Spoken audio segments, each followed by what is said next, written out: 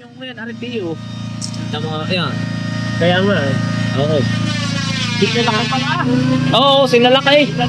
Sinalaki Teo. Ito po ang bintana natin sa gilid. Tapos ay dito, bintana. Ito po ay sa tagiliran. Tagiliran po at unahan. Salamin po yan. Tapos dito ay yung malaking bintana po dito. Iniisa-isa ko po kay Teo. Yan mga kainsan. Ari po ay hagdan. Yan. Hagdan po yan doon sa ilalim.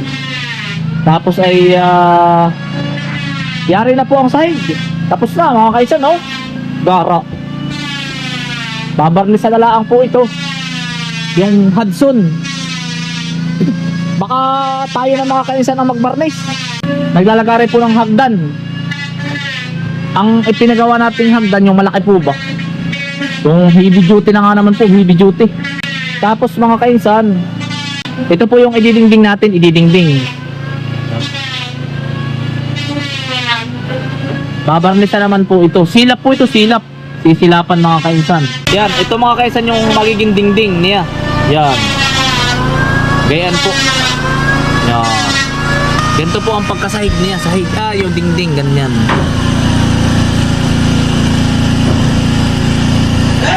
Areho. Na ito po sa ating ano. Yung pinakang outline. Pero itong bubong mga kainsan, may ano pa rin, may ilalagay pa dyan dito yung ganito, yero. Hindi pala ang punatating. Ang bintana niyan ay ito. Yun. Areho. Yan. Ang terrace natin ay gayaan.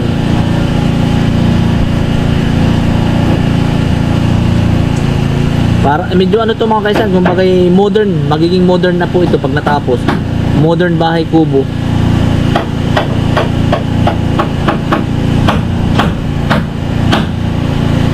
Pwede pong ano, isang pamilyang malaki po ito. Ayan, ito po sa baba, ganari oh.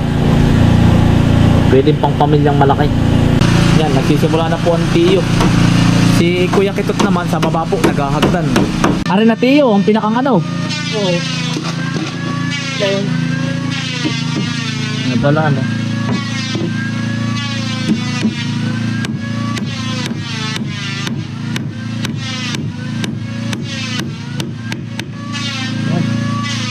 Dito yan. Ngayong linggong ito po, yari po ang ano, yari po ang ang dingding. Ari oh. Kuya Kitot, sa hagdan. Hagdan? Oo. Ayos na no. Mga kainsan, kahit pinalagay po natin ito yung makapal po. Para po kahit mabigat ang sumampa ay ayos. Kaya naman lagari yun na Kuya Kitot. Gas. Matingan ka na oh. Ito sinaunang kahoy. Ang tagal lang ito oh. Ang tagal ko na nitong inipon. Baka ito yung may 3 taon na. Tubig. Oh, nakababad sa tubig. Ito po mga kaisa, may mga 3 taon na nating inipon. Mga luma na po ito, luma. Nagmukha lang siyang bago dahil piniliner po. Mga nakababad po sa tubig, ibinabad po natin sa putik. Putik? Oo. Gumanda lang ang kulay.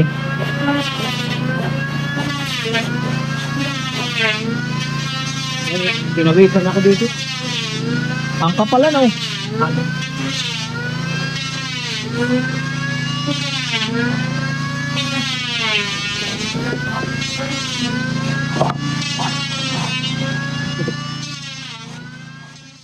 Mga kainsan, tayo po ay magtatanim po ulit ng saging. Naigid ho, makapagtanim po tayo ng ari po ay lakatan mga kainsan. Saka ako na po kayo bibintahan. Ang daming tatanong ay kainsan, pabili ng suwi ng saging ninyo. Dito po sa amin ang lalakan ng lakatan. Saka na po pag marami na. Pag nagbibenta po kami mga kainsan, 70 pesos po ang isang ano, yung gato pong kasarapan.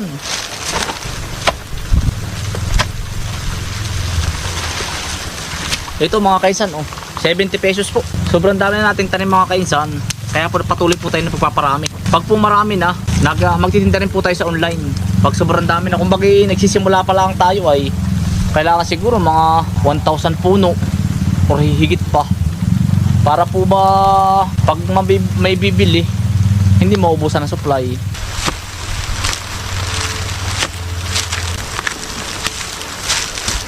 Yan gaganda po. Talaga pong wala pong sakit. Tama po, pagkalalusog. Ang kagandahan po ng lakatan dito mga kainsan, hindi siya masasaktin po ba. Tama po, kung tawagin po sa amin ay lakatan. Lakatan kinandila, tamo. Ang ganda po ng pormahan. Bagay ganda rin po ang mga pananim. Kaya naman po ang aanihin. Mga kainsan, bali ano po ito? Yan, nabusli na. 10 pananim po. Dadalhin po natin sa bundok.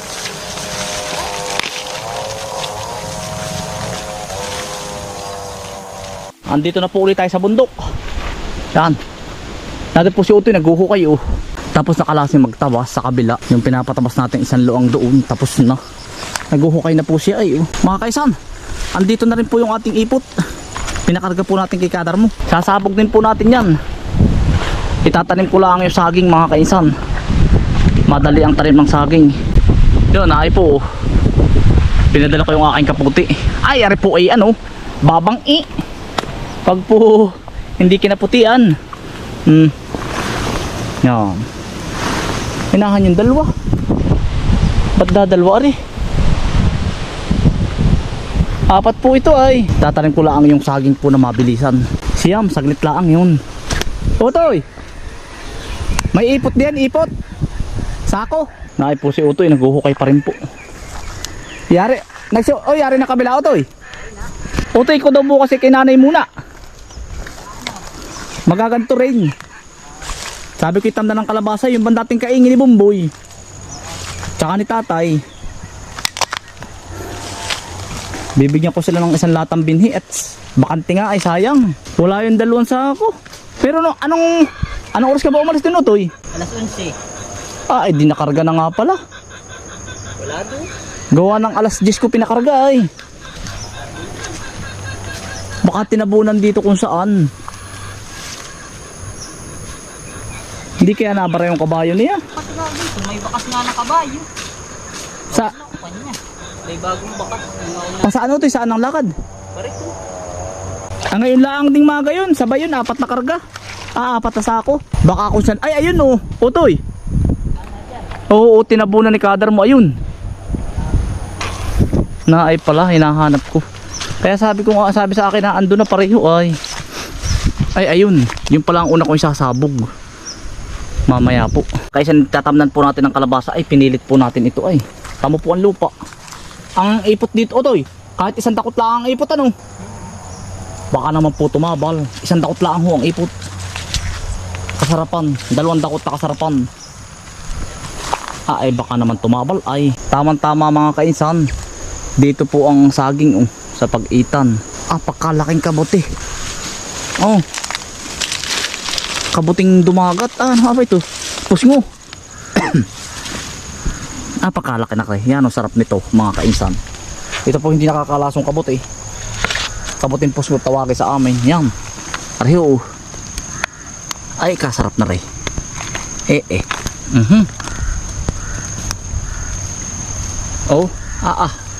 Palaki. Nalaglag. Yan ang sarap po na rin panggisa. Paalala lang mga kainsan sa mga hindi po sanay kumuha ng kabuti. Ito po ay nakakain. Utoy, pakalaki kabuti tiyan mo. Kaya nga gusto mo. Pag ayaw mo kita tay. Ang laki Utoy sarap na rin kabuting pusngo. Pakalaki. Mitig. Dadalhin natin mamaya. Ano Toy? Bakit bawal? Ano ng presyon yan? Taas na ba ang presyon mo? Kay nanay at tatay na lang. Sarap niyan. Laki pati Utoy anong sarap na rin ginisang may pansit. Kabuting pusngo Utoy. Mushroom po. Isa po ito sa masarap na mushroom.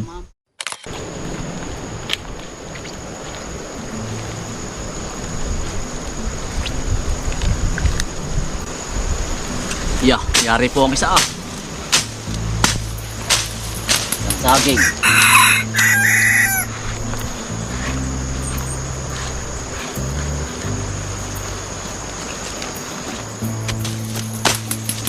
Pag antong bundok naman mga kainsan, hanggang 5 taon lang natin ito tatatamnan. Niyog. Niyog ang priority natin dito. After 5 years po, nakakawitan na. Lipat hanap naman tayo ng bagong pagtataniman. After 5 years po, lipat po. Para po ba tuloy-tuloy? Tuloy na po ang ani ng niyog dito. Lipat naman tayo sa kabila.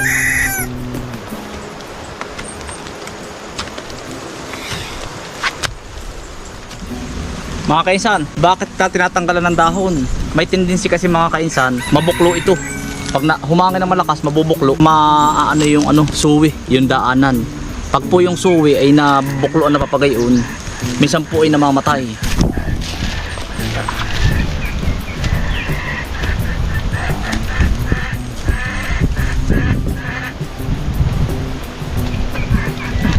Ang dami na natin kinasaging, aba.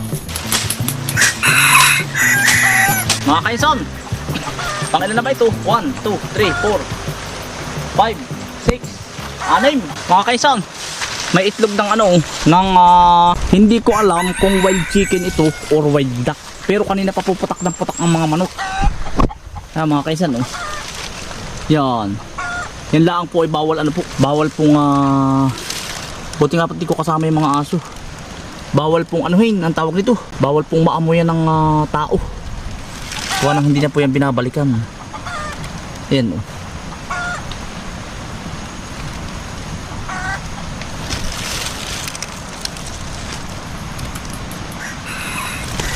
baka po manok. Yan, kanina pa po putak ng putak diyan. Ayan Putakan-putakan po ay. Putakan-putakan mga kainsan.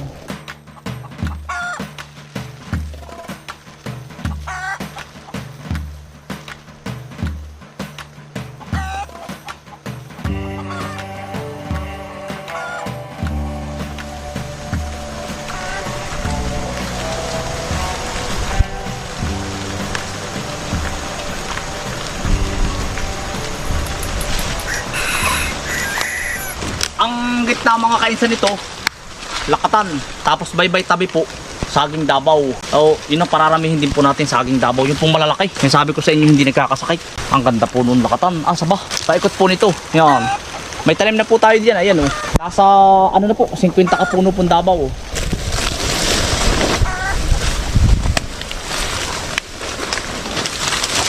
Mga kainsan, ipot po. Magsasabog po muna tayo.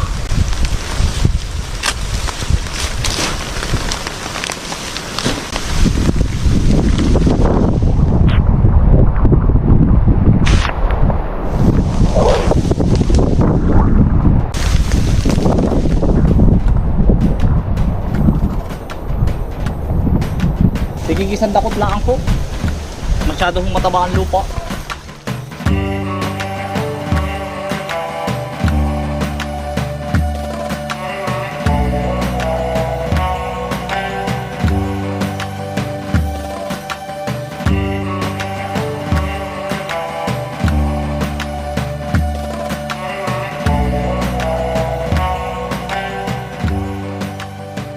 Dalawang sako ng mga kainsan. Ari po yung ang ganda po. Lupa na po ito. Kumbaga po matagal lang ipot. Kailangan po natin itong masabog. Gawa ng pag po ito namasa, pangit na po.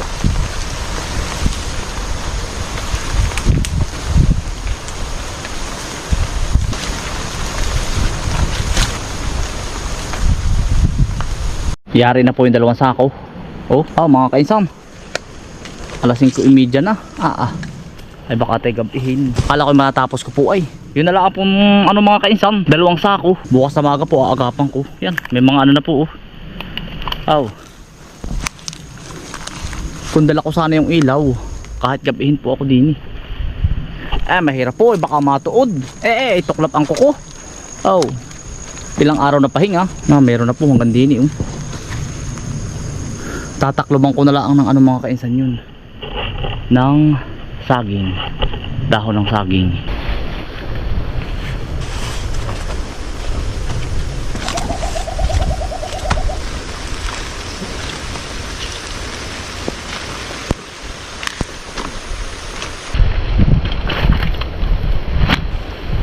Mga kaisan, baka hindi na po napapalad ng hangin, ano?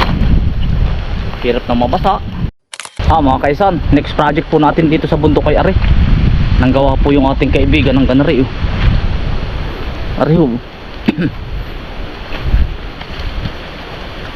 Yan, nanggawa siya ng higaan ay ano, pangalan rin, bato.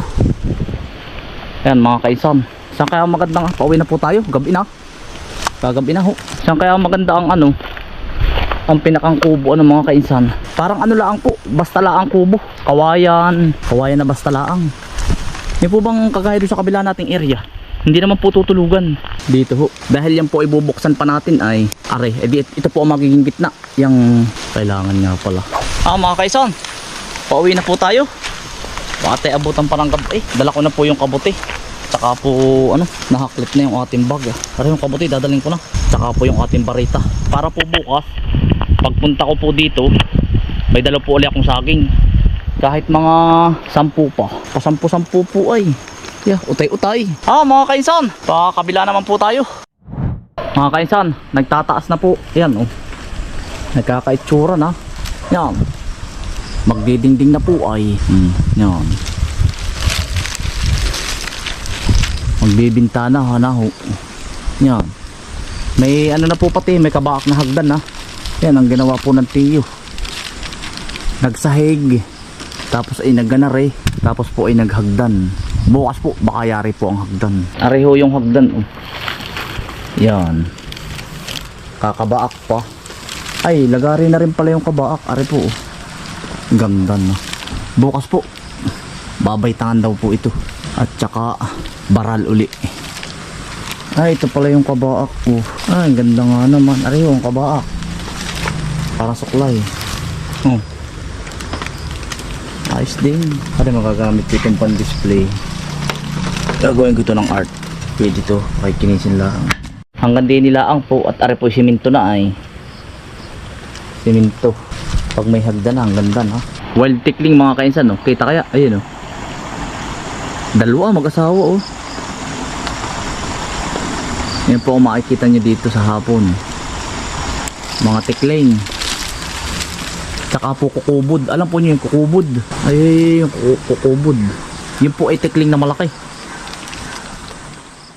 Mga kaisan, yari na po ang maghapon. Pauwi na po tayo. Mga kaisan, maraming salamat po sa inyong pagsama. At ingat po lagi. Stay humble and God bless. Peace. Bye. Salamat po.